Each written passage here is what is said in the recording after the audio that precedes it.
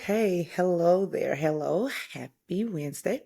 So, today I want to come on here and talk about your take home pay and your salary for CEOs who have like multi six figure and seven figure businesses. And what often happens is that people have these very successful businesses, but their salary, their take home pay, their bank account, their personal wealth does not reflect the success of their business. So this live today is going to give you one critical mind shift and action that you can take to start increasing your take-home pay and building the personal wealth. For people who do not know me, my name is Rashida Joyce. I am a strategic partner and a concierge business coach for multi six and seven figure businesses who want to scale without sacrifice. So I'm all about creating a business that works for you and not the other way around. Okay. So as we go through it, I may look down. I have notes I do not want to forget. Also, I'm testing out a new webcam. So yeah. So if my eyes are like going different places, is because the setup is new. So this is the first time me using this setup. Okay. So a stat I want you to know is that over 86% of owners take a yearly, okay, over 86% of owners take a yearly salary of less than $100,000. And this is all owners, all business CEOs, no matter what your income level, over 86% take less than $100,000. And that number actually is even more crazy when you think about you could work for somebody as, and get around $100,000 without all the added stress of running a business, running a team, scaling, investing, reinvesting in your business. Okay. So I want you to keep that stat in mind as we go through this. Now, another stat is 30.07. So 30% of small business owners do not even take a salary home. They don't. Listen, I have literally people with seven figure businesses who are not paying themselves when they first come to me. And I go through a process to ensure they, scale and have the business they want, but also have the lifestyle that they want. And that includes the time you spend and the money you have to spend with your free time. Okay. So most business owners get stuck in chasing revenue growth. It's the hustle. It's the grind. It feels good to say I have a six-figure business. I have a seven-figure business. It just feels good. So you're in this constant grind of bringing in revenue. But many business owners do not consider profitability. So the revenue that you're bringing in, the money that you have, how profitable is that? Okay. And so people know what profitability means, but let's really just break down the definition, right? Like in a more simple term, profitability is how much of the money you get to keep from your sales. Okay. So if you think about for easy math, let's say you have a $500,000 a year business, but after all your expenses, everything you're paying for, you spend around $400,000 to cover all your business expenses, everything. That leaves you $100,000. That's before taxes. That's before anything, right? That leaves you $100,000. And a lot of businesses do not bake in their salary that they truly want, because it would decrease the profitability of the business so drastically. Some to the point where they will become unprofitable if they bake in the true salary they want. And also because you're always reinvesting your money in your business, especially when you're growing, then it becomes harder to be a profitable business. So one of the biggest things that is causing this is not knowing your true cost and the hidden factors that's eating up your profitability. Especially people I work with are online service businesses. So especially for them, one of the biggest costs in any business structure, but especially in online businesses, is labor cost. And that labor cost includes the owner's time and energy. So a lot of times that is not accounted for accurately. So when you are selling things, when you are pricing things, when you have your offers, they are not profitable because you're not accounting for all the expenses and mostly hidden labor costs. The two biggest things that online businesses they struggle with is labor cost of the owner and scope creep, right? The over delivering, the spending extra hours, the late night texts, the not having the boundaries in place. All of that are the biggest factors in hidden costs and profitability in your business. So, one thing to remember, just because you sell a high ticket offer does not mean that it is a profitable offer. And what you want to do, the mindset shift, right? The action that I want you to start looking at is this offer profitable? Is what I have this priced at profitable? Does it make me money? Because again, if you sell a $15,000 service, but with all your costs and everything that goes into it, it is costing you $18,000 to service this client, you're actually losing $3,000 for this client. So you want to factor in, is this a profitable offer? Okay. So in order to do that, you have to calculate profitability per offer. So what you want to do is very simple. It's like 3 steps. What you want to do is first you want to start with your cost, everything it costs, labor costs. Remember, I spoke about labor costs. How much labor? This is contractors, this is employees, this is your time, your effort. Even if you do not charge on an hourly rate, calculate an hourly rate for yourself based on your experience, based on, the value you bring. Calculate your hourly rate. Even if you have salary employees, break down how much that is hourly, because you want to calculate how many hours it takes on a specific offer that you have. On average, how many hours does it take? And that way you can know, like if you have an offer and it takes 2 hours of your time and you have a rate of $500 an hour and it take 4 or 5 hours of your virtual assistant and they have a rate of, $45, $50 an hour, whatever you're paying. And then you have to have a contractor to maybe write the copy, that whole amount. So anything that is spent on that offer, you want to calculate that and make sure you have all the costs. Also, if you travel, any expenses that's required, if you have to travel to the client, that is, like if you have like in-person VIP days or something like that, and you go to the client, then you want to make sure that you are adding that. If you are helping a client who's going through an audit and you're going to sit at their services, that has to also be included. You also want to take into consideration any physical, digital, or software. Software or physical items that you use for all your projects, that does not count as for the profit-based project, right? So we're only looking at what is used for a project. So, but if you have a client and let's say, or a project that requires you offer additional seats, then yes, that count, right? So you might have a software that's like $100 a month and that is used for all projects across the board. Okay. We're not going to count that when we're calculating the project or the offer, right?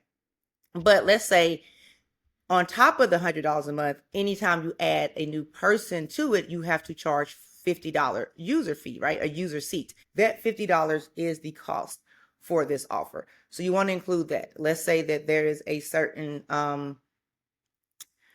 digital tracker or Google Sheet or something that you white label and you have to pay, per use of it, that would go for the project as well.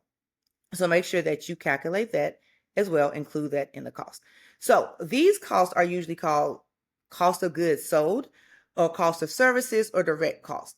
So this is an accounting term, so I'm not going to go too far down the accounting lane, but these are the costs that only go into this particular offer. There are other costs in your business, but that comes later on, and that's not what we're talking about in this live because that goes down the rabbit hole. We are looking at the costs that go specifically to this direct offer. Okay. So once you have that, you simply want to take your sales price, so how much you charge, your hidden cost, and subtract that. And that is how profitable it is. So let's say you have a $20,000 service, you realize it has $19,000 in cost. That gives you $1,000 of profitability. So that is the dollar amount. You really want to look at a percentage because you want to know how much of your money you are actually keeping. Remember, your profit, really, something being profitable is how much money do you get to keep from the sales, right? So you want to get a percentage of this. So in order to do that, the formula is very simple, but I don't want to mess it up. Yes, you take the total profit and you divide that by the revenue. So you take the profit, which is $1,000, and you divide that by the cost, right? The revenue you get from this offer, which was 20,000, and that gives you a 5% profit. And that actually is not good. Like, it's really, that's extremely low, and a lot of work needs to be done if your profit margin is 5%. Generally, online service businesses profit margins range from 40 to 70% for the gross profit. And of course, that varies based on industry, based on your services, based on numerous things, but that's a good range, 40 to 50%. 5% is extremely low. But now that you have the number, you can actually start making decisions. You can use data, because I'm all about data-driven decisions, to actually start scaling in a way that makes sense and not just doing things because you read about it, or it's the next thing to do, but it really doesn't make sense for your business. So you need this information to understand. So what you want to do in that case is, there's a few things you can do if you realize your profit margin is just too low. You can raise prices, which is likely going to be the thing. If you are at a point in business where you're making multi 6-figure, 7-figure revenue, that means you have an offer that is validated, that delivers real results, that has value. So more than likely you are priced too low, and you need to price your services based on value, or return, like the return that you give your clients, the return on investment. I'm all about ROI-based pricing. You also can streamline your process to cut hours, right? Or to cut costs. So if it's just taking too long, like if it's taking your person, let's say 10 hours to do something that should really take them 7, how can we streamline this process? Is it training? Is it implementing better systems? Is it updating the software? How can you streamline the process in order to cut costs? Again, labor is usually the biggest thing, right? Maybe you're hiring a contractor and you do the numbers and you realize it's actually easier to bring it in-house, or vice versa. Maybe you have somebody in-house and you realize it's easier to make them on more of a contract basis. So how can you streamline the process in order to cut costs? Another thing is to let go of unprofitable services or offers, or even clients. Again, remember, one of the biggest hidden costs is scope creep, is over delivering, is the demand on your time. So it may be really beneficial to let go of those clients, in a very professional way, that are unprofitable because they're constantly demanding more than what you price your services at. Or you can increase your prices and maybe have a premium tier for clients that want more, of your time, because you may enjoy the hands-on, very connected with your clients. I know I do. That's one of the reasons I actually went back to one-on-one coaching, is because I love the high touch. I love being, like, just being really involved. I love being really involved. So that may be you too. So that means maybe have tiers for clients who want more involvement, to charge more. But it goes back to raising your prices and also having very, very, very clear boundaries. But that's a whole another live, okay? And also focus more on your time on your high profit services and clients. As you begin to look at things that are more profitable and really know what's profitable, and streamline your processes and raise your prices, spend your time there. Like, part of scaling is knowing where to scale, not just to have an overall, I'm going to scale, but no, where do I scale? What should I focus my scaling on? What offers are profitable to scale? What things should I shed and let go of as I scale?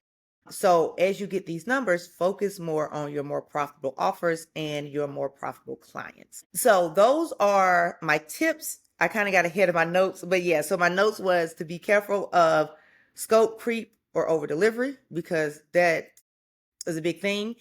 If you want to be the type of person that delivers very hands-on and you provide the value, definitely raise your prices and free up your time to focus on what is more profitable and what is bringing you in the most money. Now, what I want you to do is, I want you to pick one service, one offer, your most profitable. Well, not, you don't know if it's profitable, but your most popular.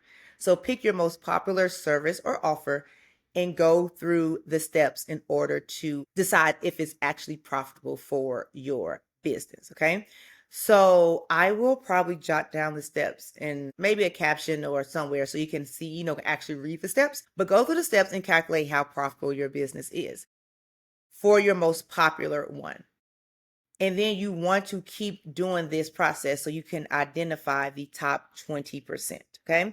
But for this week, go and calculate your most popular service or offer and find out how profitable it is.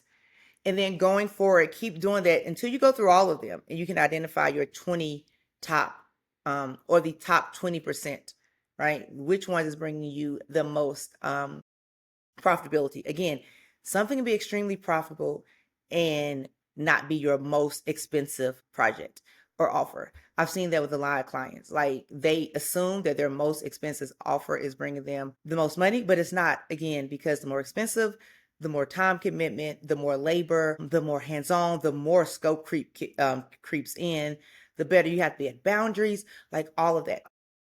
Calculate that this week and let me know how it goes. If you have any questions at all, you can drop them in the comment. I will answer them. You can also send me a DM if you don't want to drop them in the comment. And if you would like to actually, start building and scaling a business so that you have the money and the take-home pay and the lifestyle that you have worked so hard for, you can schedule a clarity call with me. Just shoot me a DM and I will be happy to talk to you about it. So that is it for today. Enjoy the rest of your day. Bye bye.